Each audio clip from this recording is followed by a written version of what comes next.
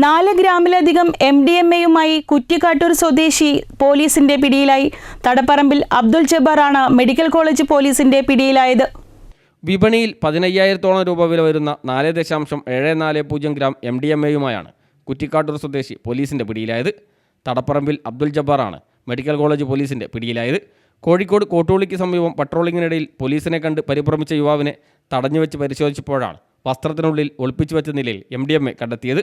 കോട്ടൂളി തൊണ്ടയാട് ഭാഗങ്ങൾ കേന്ദ്രീകരിച്ച് യുവാക്കൾക്കും വിദ്യാർത്ഥികൾക്കും അതിഥി തൊഴിലാളികൾക്കും ലഹരി വിൽപ്പന നടത്തുന്നതിനായാണ് MDMA എത്തിച്ചതെന്നാണ് പോലീസ് പറയുന്നത്.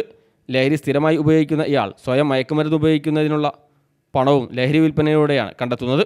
ബാങ്ക് അക്കൗണ്ടുകൾ ഉൾപ്പെടെയുള്ളവ പരിശോധിക്കുകയാണെന്നും എവിടെ നിന്നെല്ലാമാണ് ലഹരി എത്തിക്കുന്നതെന്ന് നിരീക്ഷിക്കുകയാണെന്നും മെഡിക്കൽ കോളേജ് പോലീസ് അറിയിച്ചു. അറസ്റ്റ് രേഖപ്പെടുത്തിയ പ്രതിയെ കോടതിയിൽ ഹാജരാക്കി റിമാൻഡ് ചെയ്തു. Medical college inspector UP Vipin, SI തുളസി, ASI Prajeesh, civil police officer Surag എന്നിവരാണ് പ്രതിയെ പിടികൂടുന്നതിന് നേതൃത്വം നൽകിയത്. ന്യൂസ് ഡെസ്ക് CTV പ്രാദേശിക വാർത്ത.